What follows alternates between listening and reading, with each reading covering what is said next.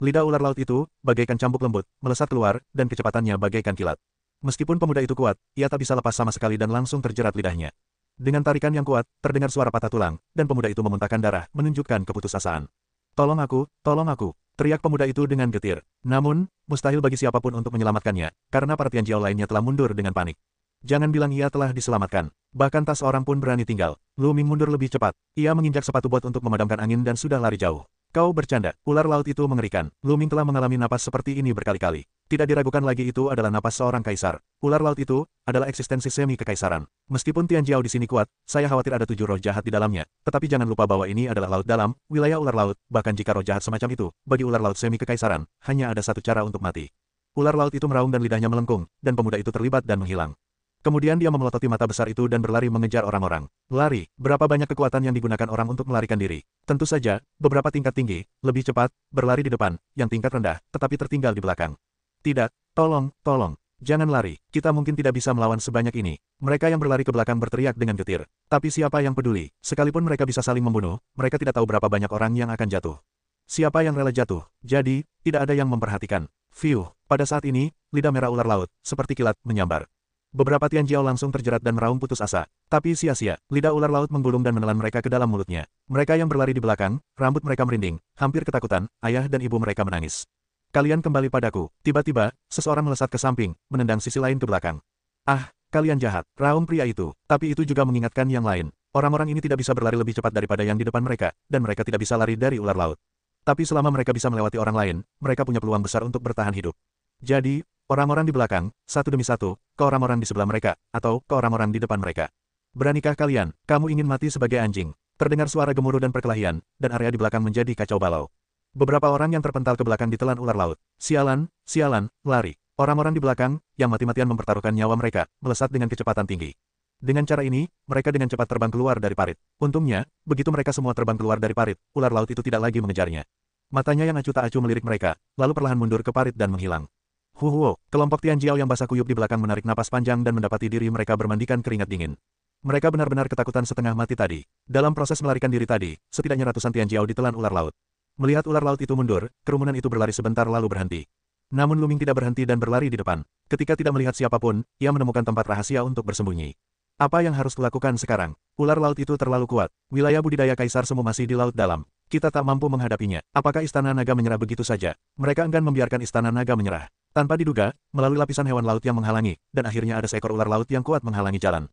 Mengapa kita tidak mengirimnya ke alam mimpi dan bertanya kepada para tetua dari semua suku apakah ada cara? Beberapa orang menyarankan, yang ditegaskan oleh yang lain. Kemudian, mereka mengirim kejadian itu ke alam mimpi. Benar saja, saya segera mendapat balasan. Beberapa orang mengatakan bahwa ular laut jenis ini, yang disebut ular pemakan naga, paling suka memakan naga. Di masa kejayaan ras naga, ular laut ini hampir punah dan diburu oleh klan naga. Tanpa diduga, penjaga istana naga sebenarnya adalah ular pemakan naga. Di saat yang sama, beberapa tokoh senior telah memberikan saran bahwa sangat sulit untuk mengalahkan ular pemakan naga di alam kaisar semu dengan kekuatan semua orang di bintang induk keluarga naga. Satu-satunya cara adalah menggunakan racun. Biarkan klan 10.000 racun memurnikan racunnya, lalu tangkap beberapa manusia naga, atau naga asli, dan saling meracuni. Pemakan naga suka melahap manusia naga. Manusia naga memiliki darah manusia naga. Pemakan naga pasti akan menelannya saat merasakannya. Dengan cara ini, ia dapat meracuni ular pemakan naga. Ini adalah nasihat yang diberikan oleh orang-orang tua, yang membuat banyak orang berbinar. Apakah di antara kalian manusia beracun yang bisa meracuni naga dan ular? Beberapa orang memperhatikan beberapa ras dengan jubah warna-warni. Klan Wandu juga merupakan klan besar dalam daftar klan Wan Huang Hong Huang. Mereka pandai menggunakan racun. Racun mereka sangat mengerikan dan menakutkan. Aneh sekali memakan ular naga. Tidak apa-apa menelan begitu banyak Tianjiao sekarang. Tidak mudah meracuni satu sama lain dengan racun. Kita tidak punya racun seperti itu. Seorang pria dengan 10.000 racun tampak sombong. Apa, tidak ada racun seperti itu? Yang lain tampak kecewa. Meskipun kita tidak punya racun seperti itu, kita bisa menandinginya. Ada lebih dari 300 orang di klan 10.000 racun kita. Jika kita bekerja sama, kita pasti bisa, tapi itu akan memakan waktu. Seorang pria dengan 10.000 racun tampak sombong. Berapa lama? Mata banyak orang kembali berbinar. 1 bulan sudah cukup. Jalan Tianjiao orang Wandu. Baiklah, ayo kita berpencar. Kalian akan menyebarkan racun. Kita akan menangkap manusia naga. Sebaiknya kita tangkap 2 naga sungguhan. Oke, pergi. Selanjutnya, para Tianjiao dari semua suku mengambil tindakan terpisah. Beberapa orang membantu orang-orang dari klan Wandu mencari bahan untuk membuat racun. Beberapa orang pergi untuk menangkap manusia naga atau naga. Rencana orang-orang, Lu Ming dengan giok dewa mimpi, semuanya terlihat jelas. Aku akan menangkap manusia naga dan naga. Lu Ming menggelengkan kepalanya. Namun, tidak ada gerakan. Meskipun dia memiliki firasat baik terhadap manusia naga dan naga, kemampuannya terbatas, mustahil untuk menyelamatkan mereka semua. Waktu berlalu begitu cepat, sekitar setengah bulan kemudian, banyak dari mereka yang pergi untuk menangkap manusia naga dan dewa naga kembali.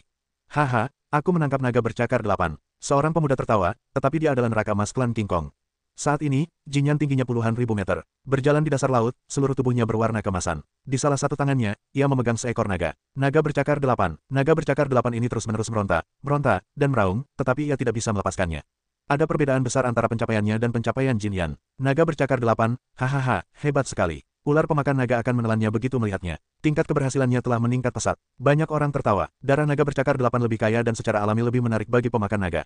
Saya yakin pemakan naga tidak akan melewatkan kesempatan untuk melihatnya. Selama setengah bulan berikutnya, hasilnya terus-menerus. Tidak ada yang tertangkap. Hari ini, bintang ibu naga muncul. Naga Tianjiao, setidaknya naga bercakar 8, yang disegel oleh klan naga yang kuat.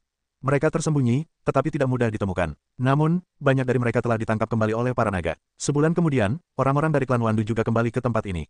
Bagaimana racunnya dimurnikan? Tanya seseorang. Jangan khawatir, racunnya sudah dimurnikan, dan untuk berjaga-jaga, kami memurnikan 36 sekaligus. Nanti, kami akan menempatkan lebih banyak manusia naga, satu di setiap tubuh, untuk berjaga-jaga. Pria berjuta racun itu tampak sombong. Kemudian, orang-orang mulai bersiap untuk meracuni manusia naga dan naga cakar 8. Manusia naga dan naga cakar 8 ini berada dalam kendali, tidak dapat bergerak dan sulit untuk dilawan. Racun ditempatkan di tempatnya, lalu orang-orang mulai mengatur orang yang meracuni. Mereka yang lemah dalam kultivasi tentu saja takut untuk pergi. Akhirnya, sekelompok orang dengan kultivasi tingkat tinggi dan kecepatan yang baik dipilih untuk masuk. Orang-orang ini, yang telah dipersiapkan dengan baik, dengan segala macam harta, memiliki bonus kecepatan. Misalnya, dapat mempercepat segel, mempercepat artefak, dan sebagainya. Setelah siap, orang-orang ini membawa manusia naga dan naga cakar 8, dan bergegas ke parit lagi. Yang lainnya menunggu dengan tenang. Berhasil atau gagal adalah taruhannya. Tak lama kemudian, saya melihat orang-orang yang baru saja masuk dan bergegas keluar. Bagaimana? Tanya seseorang. Saya memasang satu set bendera di dalamnya, dan kita bisa mengamatinya. Setelah seorang pemuda selesai, ia mengeluarkan sebuah rune giok, yang bersinar, lalu sebuah gambar muncul. Di dalam parit yang dalam dan gelap, 8 naga bercakar 8 dan manusia naga tertinggal di tanah, mungkin di tempat mereka berburu kepiting raksasa, atau bahkan lebih dalam. Mata semua orang tertuju pada gambar ini. Bisakah kau menggambar ular pemakan naga? Mereka tidak menyadari Luming muncul tak jauh dari sana, semuanya terbayang di mata mereka. Waktu berlalu begitu cepat dalam suasana tegang. Tiba-tiba, dalam kegelapan, sesosok raksasa muncul. Itu dia, jantung banyak orang berdebar kencang. Makhluk besar itu adalah pemakan naga. Mata ular itu penuh keserakahan, menatap naga bercakar 8 dan manusia naga itu, lalu berenang ke seberang. Kemudian, sebuah huruf ular merah muncul, melilit naga bercakar 8 dan menelannya ke dalam mulut. Setelah menelannya, si pemakan naga tidak puas. Ia membuka mulutnya, dan daya tarik yang kuat meletus, menelan manusia naga yang tersisa satu persatu. Bagus, kerumunan bersorak, lalu melanjutkan menunggu dengan gugup. Bisakah racun-racun itu memecahkan masalah para raptor? Tak lama kemudian, jawabannya diberikan. Semenit setelah menelan naga bercakar 8 dan manusia naga, si pemakan naga meraung dan menggeliat liar di tanah. Ia mengaduk lumpur dan air di langit, air laut bergetar, dan tanah bergetar.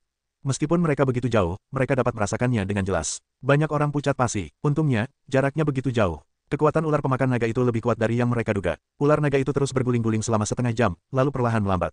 Akhirnya, ia lumpuh di tanah, tak bergerak. Mati. Beberapa bergumam dan tampak bingung. Dia pasti sudah mati. Ular pemakan naga itu nafsu makannya besar. Dia menelan semua racun. Sekalipun dia kuat, hanya ada satu cara untuk mati. Seorang pemuda berbisa 10.000 mencibir dan sangat percaya diri. Ayo, kita masuk. Melihat ular pemakan naga itu telah dibalikkan oleh racun, beberapa orang tak kuasa menahan diri untuk terbang ke parit.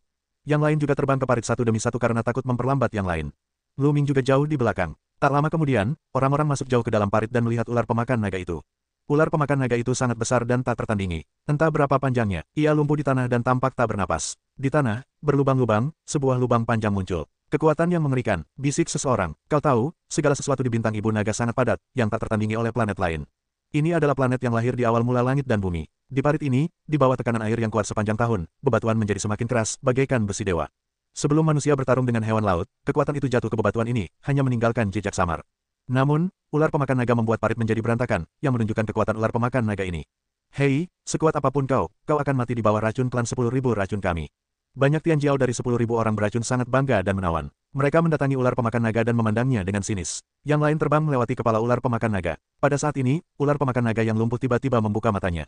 Kemudian, tubuhnya yang besar berputar dan kepalanya yang besar, seperti bukit, menabrak sekelompok pemuda di satu sisi. Sentuh, raungan keras terdengar, dan para pemuda itu, yang langsung terkena ledakan, jatuh di tempat. Dalam sekejap, setidaknya puluhan Tianjiao dari semua bangsa tewas. Khususnya, orang-orang dari klan Wandu adalah yang paling menderita. Mereka berjalan ke arah terdekat. Setidaknya setengah dari orang-orang yang terbunuh tadi berasal dari klan Wandu. Tiba-tiba, semua orang mati. Oh, tidak, pemakan naga itu tidak mati. Dia hanya berpura-pura mati dan melarikan diri. Semua kelompok etnis bersorak bangga. Sutra, ular itu mendesis dan meraung, dan tubuhnya yang besar meliuk dan melesat. Pada saat yang sama, ekor ular itu melambai dan menarik ke arah beberapa Tianjiao. Suara ledakan terus datang, dan Tianjiao jatuh terus-menerus. Blokir, bunuh, terdengar gemuruh orang-orang, dan cahaya terang memancar, dan ular pemakan naga itu dibombardir.